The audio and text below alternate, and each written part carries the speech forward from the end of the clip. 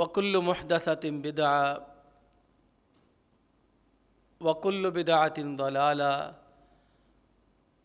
وَكُلُّ ضَلَالَةٍ فِي النَّارِ۔ قال اللہ تعالی فی محکم تنزیلی ما یفعل اللہ بعذابکم ان شکرتم وآمنتم۔ محترم بھائیو، عزیز بزرگوں اور دوستو، گزشتہ جمعے ہم نے جو مہنگائی کی صورتحال ہے اور عام آدمی جو مڈل مین متوسط طبقہ اس کی کچھ پریشانی اور مسائل کا ذکر کیا، اور ساتھ ہی قرآن و سنت کی روشنی میں دو تین چیزیں آپ کے گوش گزار کی تھی کہ اگر ہم ان کے مطابق زندگی بسر کریں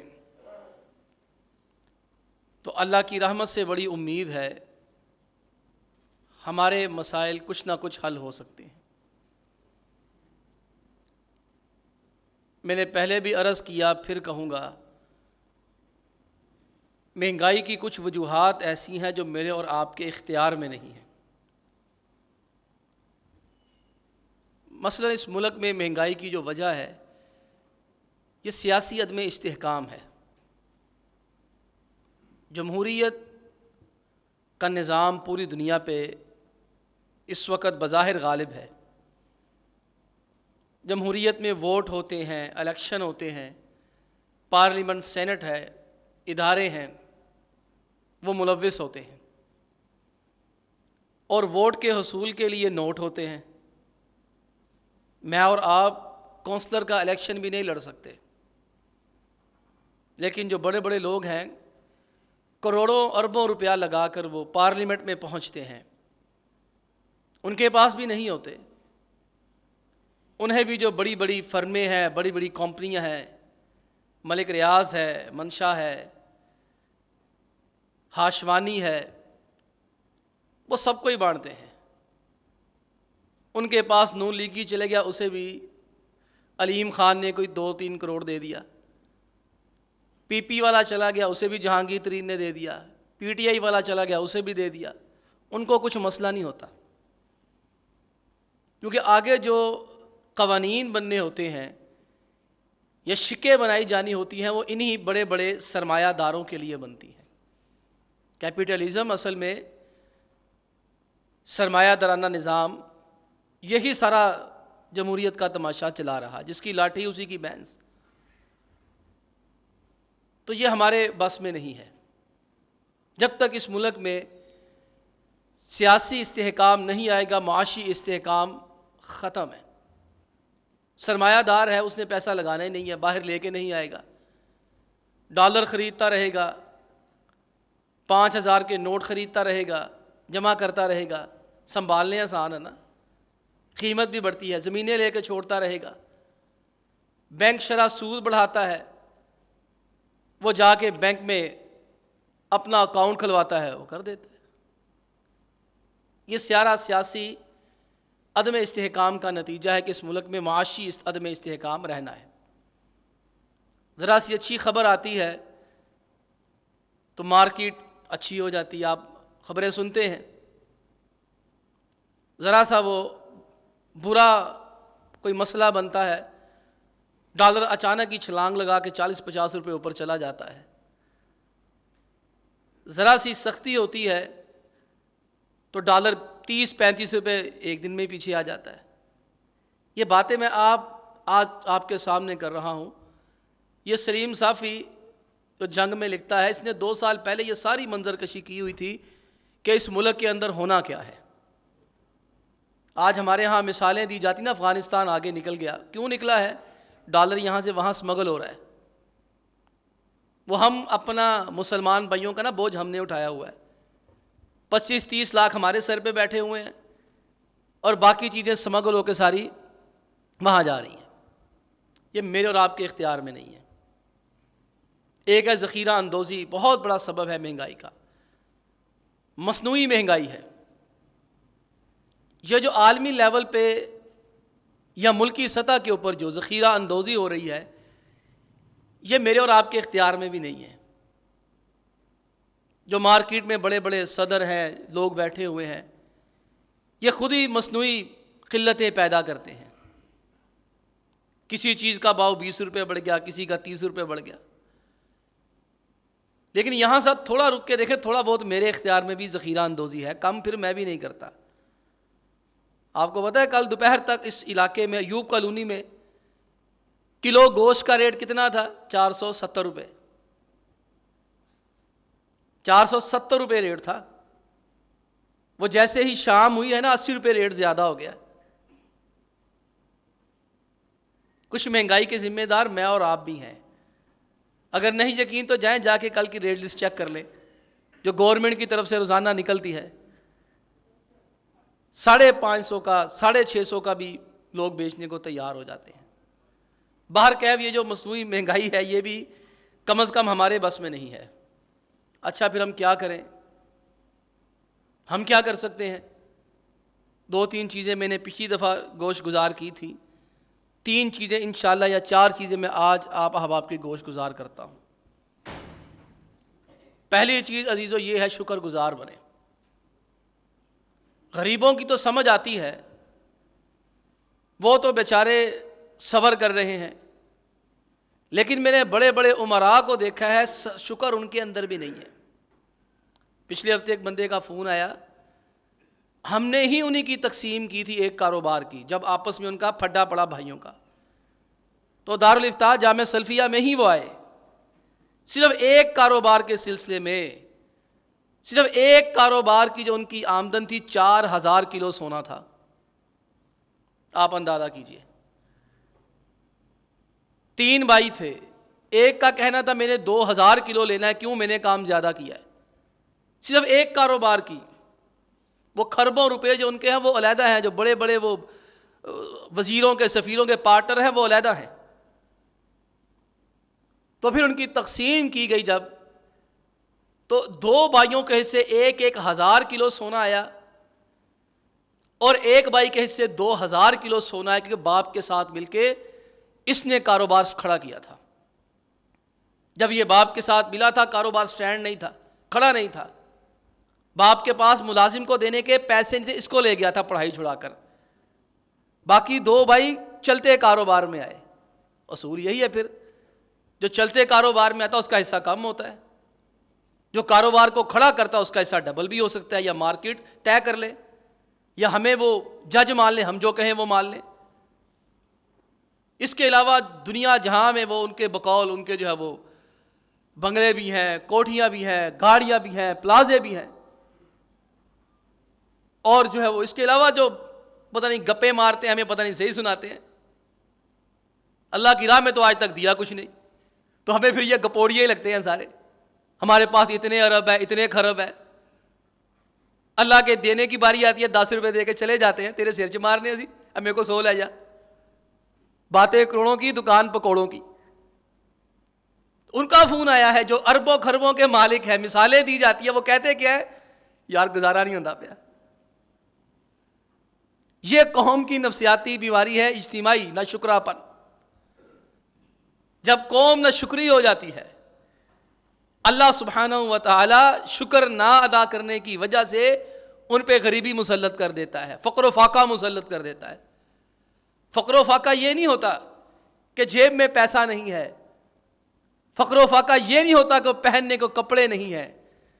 کبھی کبھی غریبی یہ بھی ہوتی ہے ہر وقت چہرے پہ 12 ہی بجے ہوئے.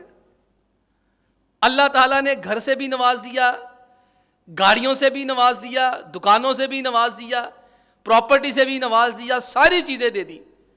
جیسے ہی کسی نے پوچھ لیا کیا حال ہے، مر گئے، گزارا ہی نہیں ہوتا پیا، پوری نہیں پہنتی بھائی. پھر ایسے لوگوں پہ اللہ تعالیٰ کا عذاب آتا ہے. آپ اجتماعی طور پر اپنے اپنے گریبان میں جھانکیں، میں اور آپ ہم سے جب لوگ پوچھتے ہیں کیا حال ہے، کیا گزارا ہو رہا ہے، ہم میں سے ہر بندہ جو کمزور ہے وہ بھی، جو مالدار ہے وہ بھی آگے سے مسکینوں جیسی بوتھی بنا کر کہتا ہے میرے کو تو ہے ہی کچھ نہیں۔ یہ بنی اسرائیل کے اندر بیماری آئی۔ بنی اسرائیل میں 3 لوگ تھے، ایک اندھا تھا، ایک گنجا تھا، ایک کوڑی زدہ تھا۔ اللہ سبحانہ و تعالیٰ نے ان کی آزمائش کرنا چاہیے۔ اللہ تعالیٰ نے فرشتے کو کوڑی کے پاس بھیجا۔ اب وہ کوڑی سے پوچھتا ہے کوئی چیز چاہیے تو بتاؤ۔ وہ کہنے لگا لون حسن و جلد حسن، میرا رنگ بڑا خراب سا ہے، سکن پرابلم ہے، اگر ہو سکے تو میرا رنگ ٹھیک کر دو، میری جلد ٹھیک ہو جائے، لوگ مجھ سے نفرت کھاتے ہیں، ہاتھ نہیں ملاتے، پاس نہیں بیٹھتے۔ فرشتہ تھا، اللہ کا حکم ہوا، اس نے ہاتھ پھیرا، صحیح ہو گیا۔ کو چاہیے؟ ہاں جی مجھے ایک اونٹ دے دو، اونٹنی دے دو۔ فرشتے نے ایک اونٹنی اسے دے دی اور کہا بارک اللہ فیک، حاملہ اونٹنی ہے، اللہ تعالیٰ تجھے اس میں برکتیں عطا کرے۔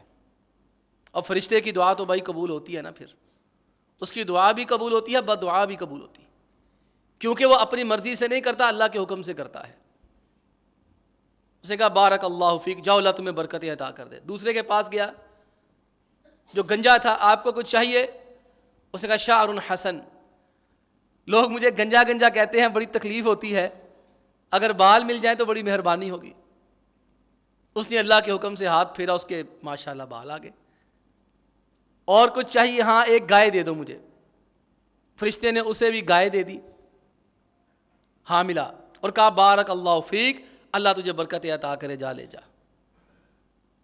نبینے کے پاس گیا، کہا کچھ چاہیے؟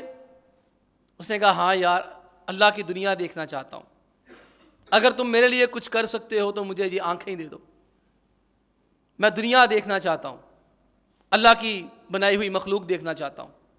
فرشتے نے اللہ کے حکم سے آنکھوں پہ ہاتھ پھیرا، اس کی 2 آنکھیں آ گئی، اور اس کو ایک بکری دی حاملہ۔ بارک اللہ فیک، بھائی اللہ تجھے بھی برکتیں عطا کر دے۔ اللہ تعالیٰ نے اتنی برکتیں عطا کر دی، فقان لہذا وادی من الابل، اللہ کے نبی علیہ السلام فرماتے اس کو اونٹنی دی تھی، اس کے لیے اتنی اونٹنیاں اس کی ہو گئیں، پوری کی پوری ایک بستی اونٹ اس کے اونٹنیوں کے اوپر مبنی تھی، اتنی اونٹنیاں اونٹ ہو گئے۔ جس کو گائے دی تھی، بھائی برکت کی دعا تھی نا، اللہ جب برکتیں دیتا ہے تو تھوڑے کو بھی بہت زیادہ بنا دیتا ہے، یہ اللہ تعالیٰ کی دی ہوئی برکتیں تھیں۔ اس کے لیے اس کا اتنی گائے بیل، پوری ایک وادی، پوری ایک بستی اسی کے باڑوں کے اوپر ہی مشتمل ہے۔ فکان لہذا وادی من الغنم، اور یہ جو اندھا اور نابینا تھا اس کو اللہ نے اتنی برکتیں عطا کر دی، پوری کی پوری بستی، ہر طرف اس کی بکریاں ہی نظر آتی، بکرے ہی نظر آتے۔ اللہ سبحانہ و تعالی نے پھر ان کو آزمایا، فرشتے کو پہلے بھیجا کوڑی کے پاس، کوڑی زدہ بنا کر، کوڑی زدہ بنا کر بھیجا، اور کہا کہ جی یہ اللہ کے لیے مجھے نا آپ ایک اونٹنی دے دیں، میں نے سفر کرنا ہے۔ اب نہ شکرا پان دیکھے ان کا، وہ اس کے پاس اسی کی شکل میں جاتا ہے، اللہ سبحانہ و تعالیٰ نے اسی شکل اور رنگ روپ میں بھیجا تاکہ اس کو اپنی اوقات یاد آ جائے، اسی شکل میں بھیجا کوڑی زدہ بنا کر۔ اس نے کہا یار حالات خراب ہیں، میرا گزارا نہیں ہو رہا، مسافر آدمی ہوں، مہربانی فرما کے مجھے ذرا یہ ایک اونٹنی تو دے دو۔ اس نے کہا چل چل گزارا نہیں ہوتا پیا، چل شاباش، ساڑی اپنی نہیں پوری پہنتی، تینوں کتوں دئی ہے؟ سانتے آپ نہیں پوری پہنتی پئی، تینوں کتوں لیا دئی ہے؟ اس نے ایسے کر کے غور سے دیکھا، کانی عارفو کا، میں تمہیں پہچان گیا ہوں، تم کون ہو؟ تم بھی کوڑی زدہ تھے، غریب تھے، مسکین تھے، دیکھنا اوقات بھول گیا اپنی، نہ شکرا ورثت کابرا عن کابر، اور نہیں میں جدی پشتی مالدار ہوں، یہ میرے باپ دادا مجھے کما کر دے کر گئے ہیں، تمہیں کس نے کہہ دیا کہ میں غریب تھا پہلے، چلو نکلو اتھوں۔ وہ فرشتہ گیا اسی طرح کا، اچھا اللہ تجھے ویسا ہی کر دے جیسا تو تھا۔ دیکھیں فرشتے کی دعا لگی تو یہاں کیا حال ہوا، اب فرشتے کی بد دعا بھی لگی اسے۔ دوسرے کے پاس گیا، گائے والے کے پاس، گنجے کے پاس، حضرت مجھے ایک گائے دے دو، میں نے سفر کرنا ہے، اتبلغ بہ سفری، سفر جاری رکھنا مشکل ہو گیا ہے، زیادہ راہ نہیں ہے، ایک گائے دے دو، اس کے اوپر بیٹھ جاؤں گا، دودھ پی لیا کروں گا اس کا، تینوں کتوں دئی ہے، ساڑی تو اپنی پوری نہیں پہنتی، ہم کہاں سے تمہیں دیں، ہمارا تو اپنا گزارا نہیں ہو رہا۔ اس نے کہا اچھا یار میں تمہیں جانتا ہوں، فرشتہ اس کے پاس بھی گنجا بن کے گیا تھا تاکہ اسے اپنی اوقات یاد آ جائے۔ کہا میں تمہیں جانتا ہوں، میں نے تمہیں کہیں دیکھا ہے، تم گنجے نہیں تھے، تم غریب اور مسکین نہیں تھے۔ اس نے کہا نہیں نہیں، ورثت کابرا عن کابر، اور میں جدی پشتی پیسے والا، میرے باپ دادا مینوں دے کے گئے، چل نکلے تو کون ہے؟ اس نے کہا اللہ تجھے ویسا ہی کر دے جیسا تو تھا۔ اب اندھے کے پاس گیا، اندھے کو جا کر کہتا میں مسافر آدمی ہوں، نابینا بن کے گیا۔ دیکھیں یہ جو شریف لوگ ہوتے ہیں، جو خاندانی رئیس ہوتے ہیں، کسی نے کہا تھا نا جو خاندانی رئیس ہیں وہ نرم رکھتے ہیں لہجہ اپنا، جو خاندانی رئیس ہے وہ نرم رکھتے ہیں بات اپنی، تمہارا لہجہ بتا رہا ہے تمہاری دولت نئی نہیں ہے، تمہیں اوقات سے زیادہ مل گیا ہے، تھوڑی جی بہتا آ گیا ہے، تمہارے دماغ میں سریا آ گیا ہے، گردن میں سریا، دماغ میں خناس آ گیا، تمہاری اوقات سے زیادہ مل گیا، جو تمہاری حیثیت نہیں تھی، تم سے اللہ کا کرم سنبھالا نہیں گیا۔ وہ تیسرے کے پاس گیا، عزیزو مال آنا،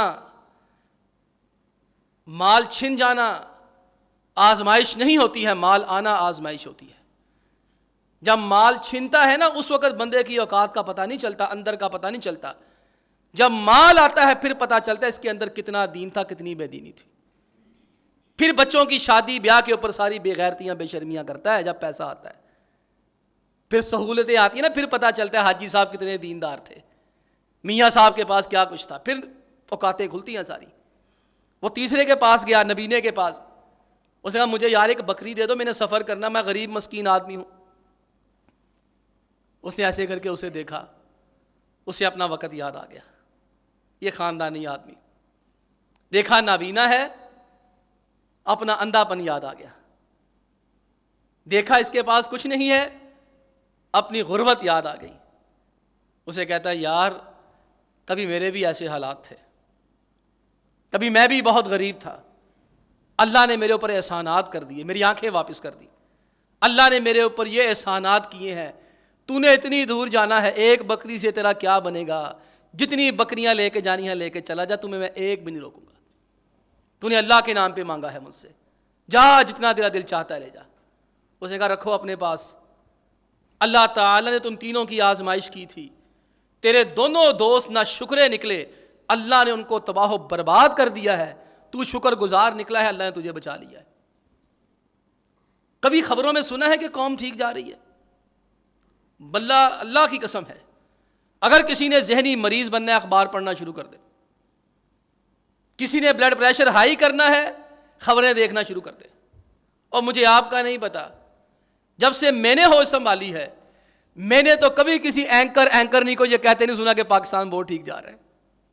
میں مانتا ہوں حالات خراب ہیں، مشکل ہیں، پریشان کن ہے، میں بھی کوئی لینڈ لارڈ تو نہیں ہوں، آپ ہی کے اندر سے میں نکلا ہوں، آپ ہی کی طرح میں بھی مزدور آدمی ہوں، اپنی اپنی مزدوریاں، اپنے اپنے کام مختلف ہیں، آپ کوئی کام کرتے ہیں میں کوئی کام کرتا ہوں، سارے کام ہی کرتے ہیں، مجھے بھی اس چیز کا ادراک ہے، لیکن نہ شکرے پن کی انتہا دیکھیں، نہ شکرے پن کی انتہا یہ ہے، ہر دوسرا بندہ کہتا ہے گھر میں کھانے کو کچھ نہیں ہے، اچھا پکتا نہیں ہے، لیکن ہر تیسرے دن اس نے شوار میں پیزے کا آرڈر کر کے گھر میں منگوانا ہے۔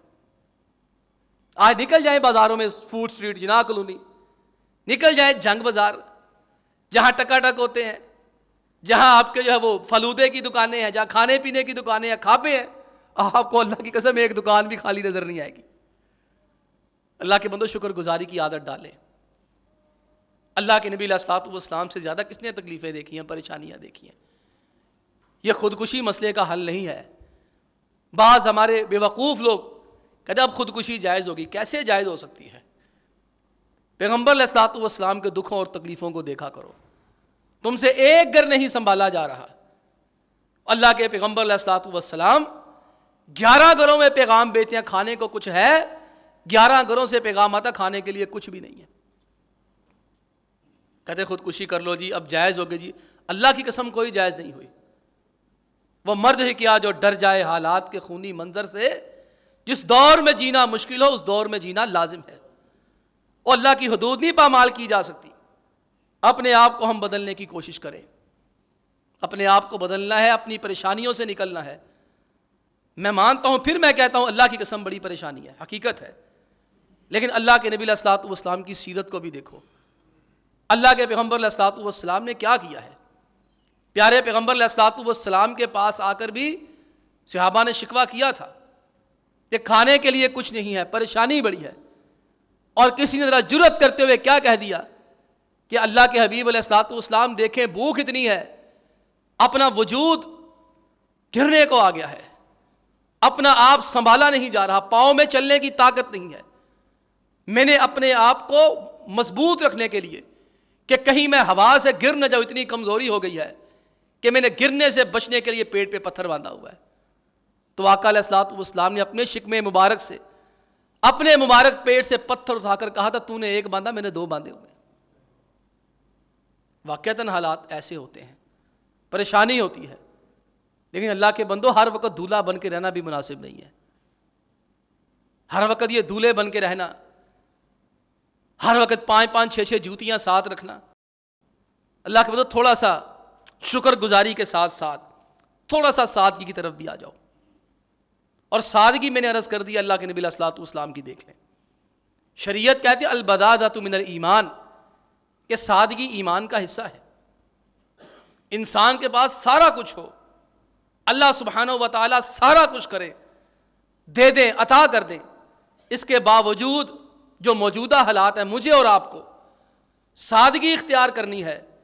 کہیں ایسا نہ ہو کہ مجھے مہنگے لباس میں دیکھ کر، مجھے مہنگے جوتے میں دیکھ کر، میرے بچوں کو اعلیٰ لباس اور اعلیٰ جوتوں میں دیکھ کر کسی غریب کے بچے کا بھی دل مچلے اور وہ برائی کرنے پہ آمادہ ہو جائے.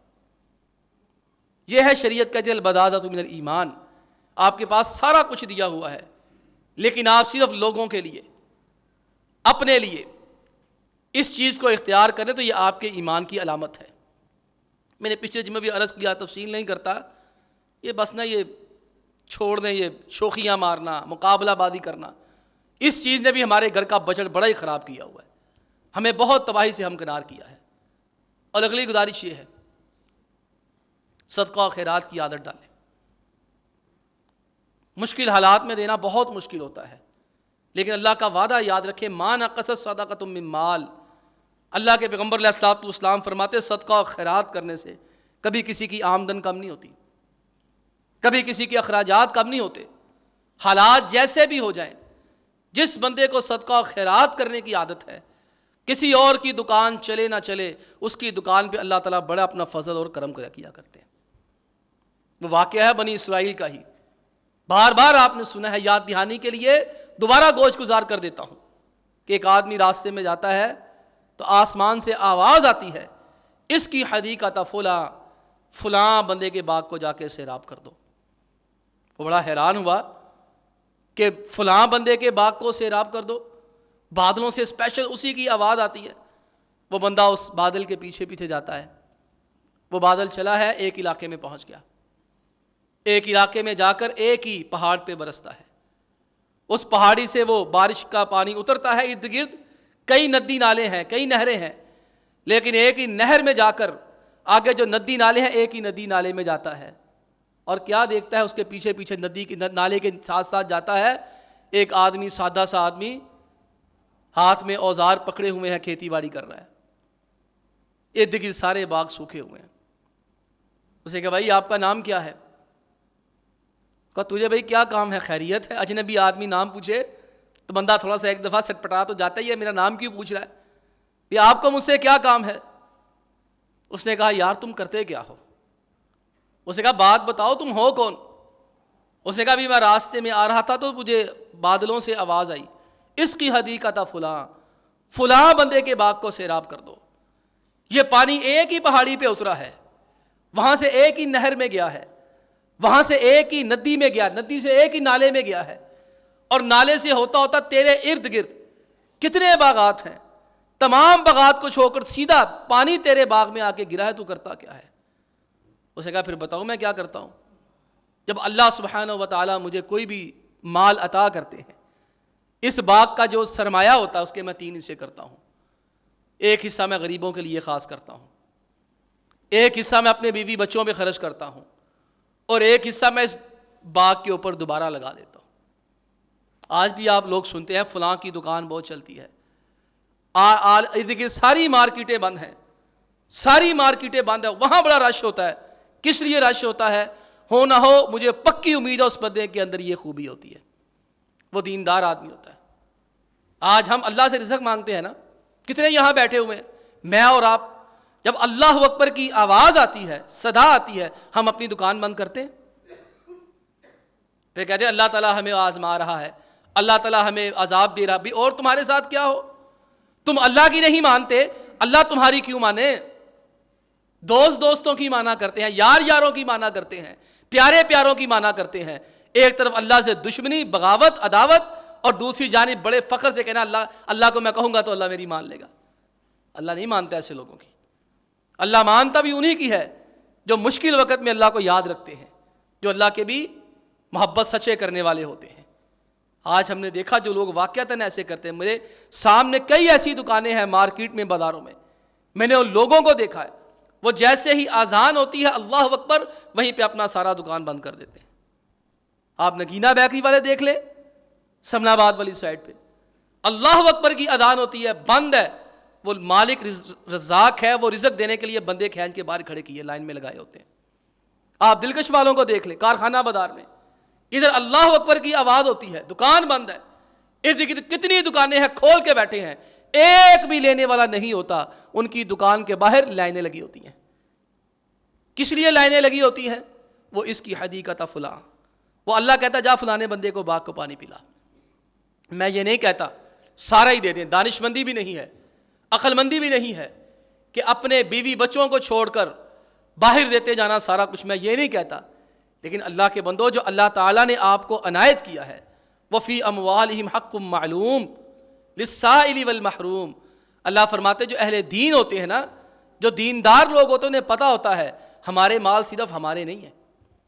وَفِي أَمْوَالِهِمْ حَقٌّ مَعْلُومٌ، انہیں پتہ ہوتا ہے ہمارے مال میں لوگوں کا بھی حق ہے. لِلسَّائِلِ، مانگنے والے کو بھی دینا ہے، والمحروم، اور جو نہیں مانگتا، شرم آتی ہے، حیا آتی ہے. کسی نے کہا تھا وہ پھیلے ہوئے ہاتھ ہی نہیں، کبھی آنکھیں بھی پڑھو. کوئی سوالی بڑے خوددار ہوا کرتے ہیں، وہ بغیر دیکھے سمجھ جاتے ہیں اس بندے کو ضرورت ہے، خاموشی سے اندھیرے میں جا کے پکڑاتے، اس کو پتہ بھی نہیں چلتا، اس کا کام ہو جاتا ہے. ایسے بندے کو اللہ نوازتا ہے، بے تحاشا نوازتا ہے. لیکن ہماری بدقسمتی یہ ہے، ہمارا طرز عمل کیا ہے؟ افسوس اور دکھ کے ساتھ کہنا پڑتا ہے کہ میں نے جو مشاہدہ کیا ہے، جیسے ہی حالات مشکل ہوتے ہیں، حالات سخت ہوتے ہیں، ہم سب سے پہلے مسجد اور مدرسے کو دینا بند کر دیتے ہیں. پہلے آیتیں بند کرو. کبھی کسی نے 2 AC سے 1 AC نہیں چلائے، کبھی کسی نے ایک فیکٹری سے آدھی فیکٹری نہیں کی، کبھی کسی نے 2 فیکٹریوں سے آدھی نہیں کی. مشکل حالات میں بھی 2 سے 3 فیکٹریاں بنائی جا رہی ہیں. مشکل حالات میں بھی بچے ایک ہلکے سکول سے ہٹا کر اعلیٰ سکول میں بھیجے جا رہے ہیں، سیمسٹر کی فیسیں لاکھوں میں بھری جا رہی ہیں. اس کے لیے حالات مشکل نہیں ہیں. لیکن جیسے ہی اللہ کے بندوں پہ حالات ٹائٹ ہوئے، سب سے پہلے مسجد اور مدرسے کو دینا بند کر دیا. حالانکہ ممکن یہی ہے، اللہ تعالیٰ اسے دیتا ہی اسی وجہ سے ہو. وہ ایک صحابی رضی اللہ تعالیٰ عنہ، 2 بھائی تھے، 2 صحابہ تھے، صحیح روایت ہے سنن جامع ترمذی کی. وہ 2 بھائی تھے. ایک بھائی تھا وہ ہر وقت اللہ کے نبی علیہ الصلوۃ والسلام کے پاس بیٹھتا، دین کا علم حاصل کرتا. دوسرا بھائی کاروبار کرتا. ایسی ایک دن اس کے دل میں خیال پیدا ہوا، یار میں تو بڑی محنت کرتا ہوں، یہ ہمیشہ میرے ساتھ آ کے روٹی شوٹی کھا لیتا، اپنا میں نے اس کو بھی سنبھالا ہے، خود کو بھی سنبھالا ہے. اللہ کے نبی علیہ الصلوۃ والسلام کے حضور جا کے شکایت کی، اللہ کے نبی علیہ الصلوۃ والسلام، میرا یہ بھائی ہر وقت آپ کے پاس بیٹھا اللہ اللہ کرتا رہتا ہے، دین پڑھتا رہتا ہے، ساری محنت مزدوری میں کرتا ہوں. اللہ کے نبی علیہ الصلوۃ والسلام اسے کہیں یہ بھی کام وغیرہ کیا کرے، میرا ہاتھ پٹایا کرے. اللہ کے نبی علیہ الصلوۃ والسلام نے بڑا پیارا جملہ ارشاد فرمایا، لعلک ترزق بہ، اور تینوں مل دے یہ دی وجہ نہ پیا ہے، تو ایریاں شکایتاں لانا پیا کام نہیں کرتا. تو تینوں اللہ دیندہ کاتوں پہ ایدی وجہ نہ لوگ تیری حیائی ایدی وجہ نہ کرتے ہیں، تیرا پتر مول بھی بڑھ گیا. اور کسی بچے کی وجہ سے تیری حیا نہیں ہوتی، عزت نہیں ہوتی، اسی بچے کی وجہ سے ہوتی ہے.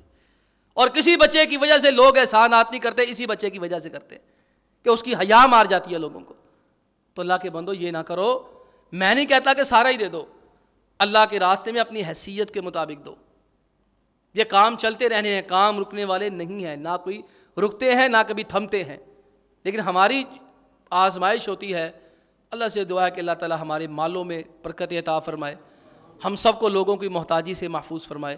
وآخر دعوانا ان الحمد للہ رب العالمین.